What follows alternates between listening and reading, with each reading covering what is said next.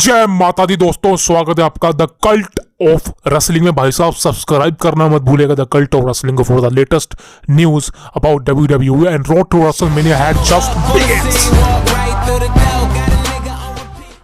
तो देखिए, आज की वीडियो में हम बात करने वाले हैं none other than the voice man, the advocate. भाई साहब क्या कितने नाम है इस बंदे के, नाम लेना कम पड़ जाएगा। Because the father of ECW, the father of Brock Lesnar, the father of CM Punk, the father of Roman Reigns, none other than Paul Heyman is finally inducted into the Hall of Fame class 2024.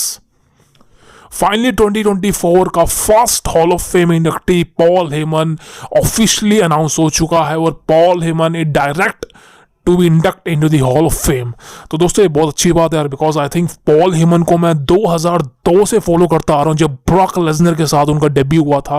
Actually debut तो Paul हेमन का WWE company के कब से हो रखा है, but उस समय Paul Heyman as a manager और खासकर एज अ कमेंटेटर काम करते थे। बिकॉज WWE कंपनी के अंदर शुरू में पॉल हेमन ने कमेंट्री काफ़ी की है, लगभग 4-5 साल उन्होंने बेहतरीन कमेंट्री की है। और आपको एक और बात बता दूँ, Michael Cole is one of the biggest commentator in the history of professional wrestling. जी हाँ, माइकल कोल वो बंदा एक ऐसा बंदा है, मतलब इस बंदे ने कमेंट्री के मामले में भाई साहब हर किसी को हरा रखा है, हर किसी को पछाड़ रखा है। इसलिए मैं माइकल कोल को one of the biggest commentator कहूँगा पूरी प्रोफेशनल रेसलिंग इंडस्ट्री का। एंड माइकल कोल ने भी इस बात को ऑफिशियली माना है कि अगर पॉल हेमन इस कंपनी में ना होता, अगर पॉल हेमन ना होता तो आज माइकल कोल कभी भी आपको माइकल कोल देखने को ना मिलता। बिकॉज पॉल हेमन ही वो बंदा था जिसने माइकल कोल को कमेंट्री पे लाना सही समझा, और पॉल हेमन ही वो बंदा था जिसने माइकल कोल को WWE कंपनी में लेके आया और एज अ कमेंटेटर साइन रखा। और आपको याद होगा माइकल कोल को 27 साल हो चुके हैं भाई साहब, लेकिन is one of the biggest commentator right now. कितने सालों से उसके बाद सुन रहा हूँ, लेकिन यहाँ पर बात पॉल हेमन की हो रही है। लेकिन भाई साहब पॉल हेमन के बारे में जितना कहूँ उतना कम है, बिकॉज मैंने जैसे कहा कि एक्सट्रीम चैंपियनशिप रेसलिंग यानी कि ECW का करता धरता पॉल हेमन है। बिकॉज एक समय था जब ECW पूरी तरह से खत्म हो रखी थी, उस समय उस कंपनी को बचाने के लिए कोई नहीं था। तो Paul Heyman as a voice man, Paul Heyman एक तरह से समझ लो एज अ सेवियर उस कंपनी में आया और उस कंपनी की टिकट सोल्ड आउट में मदद करी, इवन खुद का पैसा भी लगाया उस कंपनी में ताकि उस कंपनी को एक सक्सेसफुल कंपनी बनाया जा सके।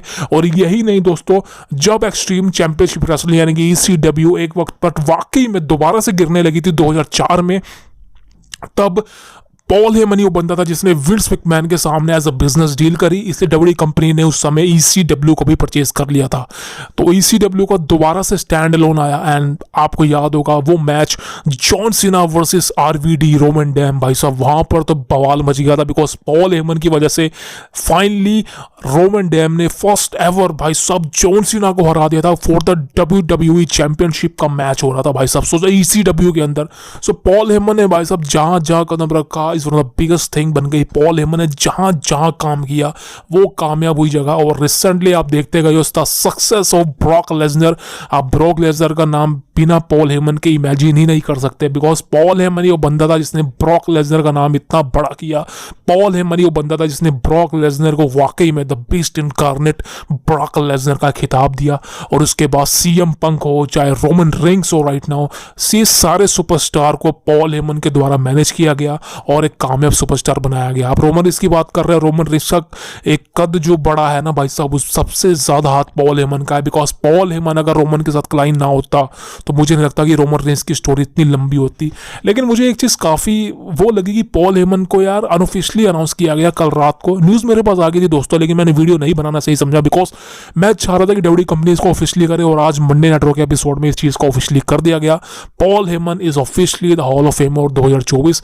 मैं पर्सनली चाह रहा था कि रोमन रिंग्स सरप्राइज दे पॉल हेमन को और उनको ऑफिशियली, मतलब रोमन रिंग्स से देखा जाए रोमन रिंग्स की स्टोरी अच्छी चल रही है, और रोमन रिंग्स अगर पॉल हेमन को अनाउंस करते हैं कि you are the hall of famer, induct in the hall of famer, बहुत अच्छा होता। आपको याद होगा 2 साल पहले अंडरटेकर ने सोशल मीडिया पे अनाउंस किया था कि can you are the hall of fame induct. भाई साहब वो कमाल की चीज़ थी। एंड राइट नाउ अगर ऐसा होता है रोक करते, चलो मेन काम है इंडक्ट होने से, और Paul Heyman is officially the induction into the hall of femur. और अब मैंने कल वीडियो बनाई थी कि ब्रे वाइट को भी भाई साहब इंडक्ट करना चाहिए, लेकिन भाई साहब मुझे नहीं लगता कि ब्रे वाइट अब इस साल इंडक्ट हो सकते हैं, लेकिन भाई करना चाहिए बिकॉज वो बंदा जिंदा नहीं है।